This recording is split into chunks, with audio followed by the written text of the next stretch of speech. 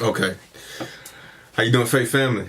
All right. So, this video is how I know I was called for this. All right. There's a whole slew of testimonies and how God told me who I was and what I was meant to do and why I was meant to do it.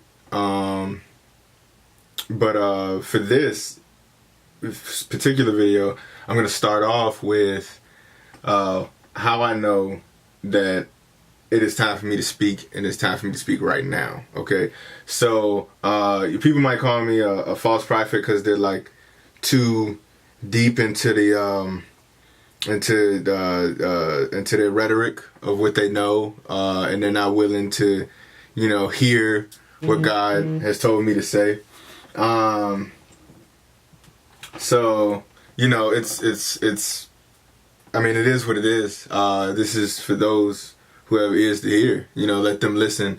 And even if it doesn't change anybody's mind, or even if somebody gets like, super mad over what I'm about to say, or what I have to say, God will change your heart if willing, if you're His, you know what I'm saying? Because we can't live in this racist manner, okay? And we can't live in this separatist manner either. Like our way is so much better than everybody else's, because we're all equal. That's just what it is. We hold a precedence, but only if we humble ourselves.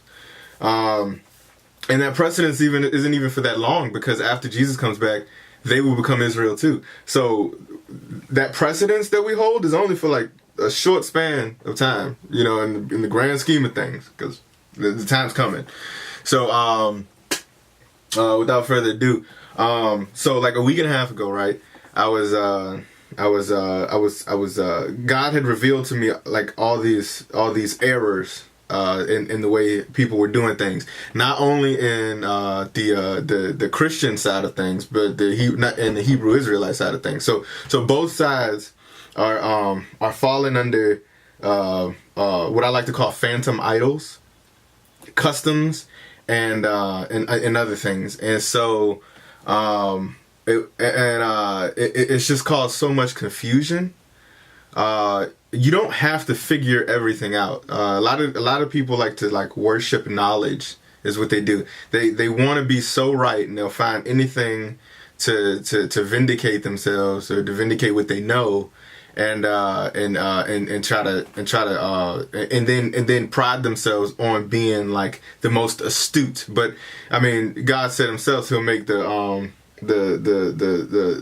smart foolish. I forgot the specific verse, but it was like He'll turn their intelligence into foolishness, and the wisdom of God will confound them. You know what I'm saying? So yeah, we gotta learn how to humble ourselves on both sides, because because the way we're acting is putting off the other nations from accepting us and who we are. We're preventing the truth from them, and we're coming at them with so much hate and so much anger and so much pride that they're just like, who are these people? Even if we're right about some things, it still puts them off, and it'll lead them into being like, hey, I don't even have to listen to what you say. You just sound off out of pocket. You can't and that's detrimental, because the fact, if people don't know who we are, it could lead them to their doom. Not spiritually, physically, because there's two types of salvation. There's a physical salvation, which is like when you prosper, and then there's a spiritual salvation, is when you have like Jesus salvation, you're freed. Anyway, this staff, when I got out of the army, this staff was just given to me by my dad, and the story is crazy because he got it from this African dude who was a stranger. He didn't know his name or nothing. He just walked to him and said, "Here, you're gonna need this," and that's the end of the story. And my dad gave it to me. And repeatedly, I've been called a Moses, or like Moses, or a Moses. You know what I'm saying? by a prophetess. One prophetess said, "I have the heart of David, and I'm a man after God's own heart, because I'm just trying to, because I just want to, do it God's way." But God's way is more complicated than you think. It's not about doing it like this super righteous way in a book. It's about following His lead and accepting grace for what it is. And He didn't create you to be them.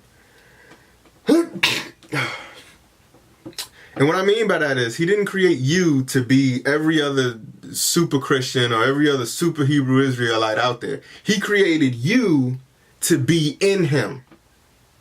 Now,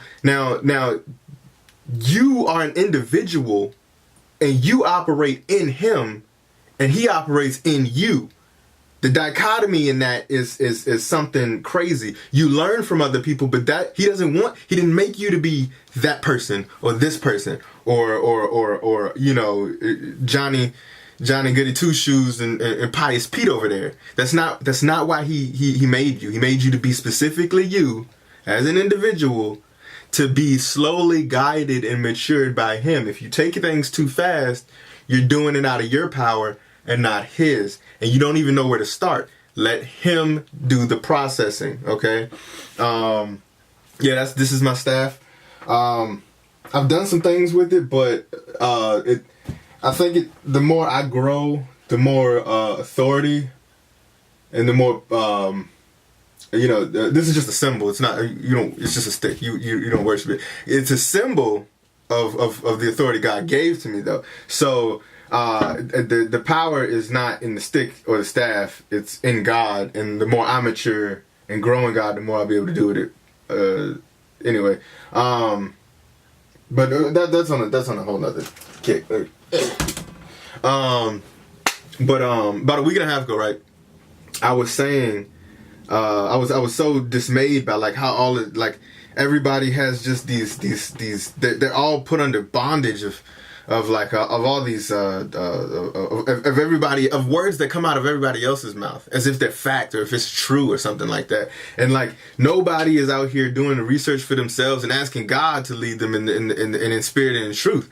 And everybody's just taking what other people have to say as if it's fact and it's suppressive. It's suppressive and it's oppressive, and it's leading people into bondage that they necessarily don't have to be in. It's not going to necessarily affect your salvation, but it will affect your deliverance. So you need to know that. And so I was talking to God. I was like, you know what? People got these ideas of you in this book, which this book gives me a sense of you, right? But like once I get the Spirit, I can interpret where you're coming from in the grand scheme of things. And I'm like, you're not no cookie cutter ordinary God. You know what I'm saying? All these people think you're this way or that way. You're your way. You know what I'm saying? Like you're you. All right.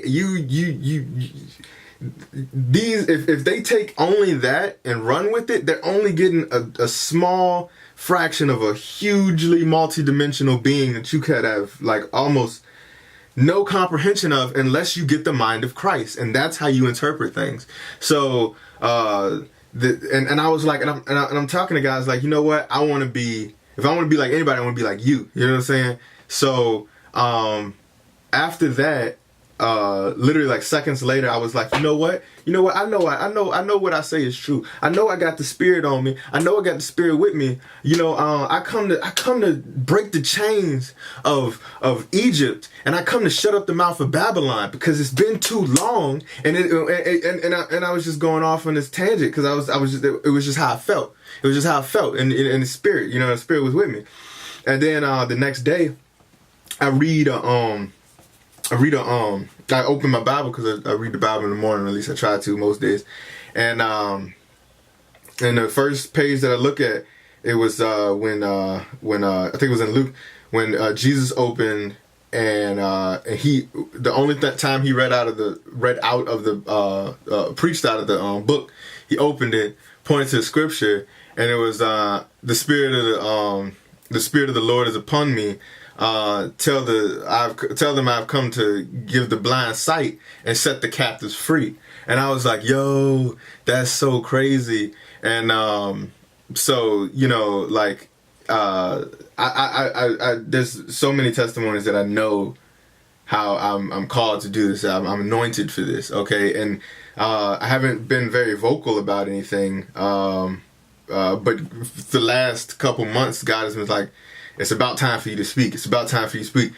And just a couple days ago, he was like, it is time for you to speak. I need you to help set my people free from all this ignorance. Now, the things I'm setting people free from, my words will help you, but it's ultimately up to Jesus to do it. Okay. And that's what you got to understand. Whether it be the law, whether it be customs, whether it be, whatever you're under, a witchcraft, I mean, you didn't got to worry about that for real. And I'll help you with these steps on how I did it and how God helped me with it. Okay. But yeah, but I was like, okay, I understand. It's time for me to speak. I'm gonna start speaking. So I went to go buy this camera, this expensive camera, which, you know, it's like $900 worth of stuff for like $450. So that was a blessing in itself. That whole trip was so crazy because I was driving. I gotta speed up because the time's right now.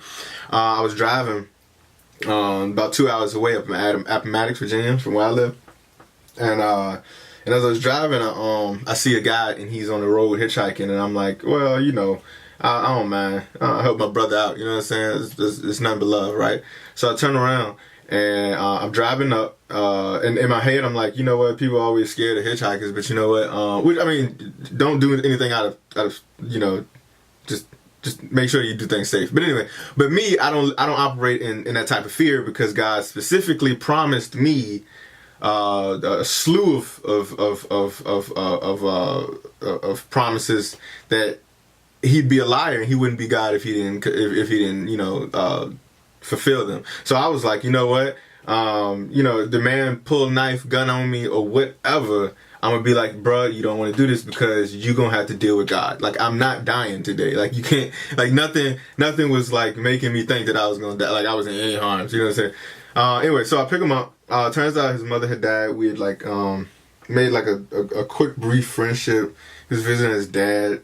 He was going through hard times. Like, his mother died like a week ago, and it's like it was real recent. So, you know, he had no ride back after visiting his pops, but I didn't want to keep the guy waiting. But I was like, you know what, I'm gonna help this dude. He took me about like 10, 15 minutes out the way. Not very long.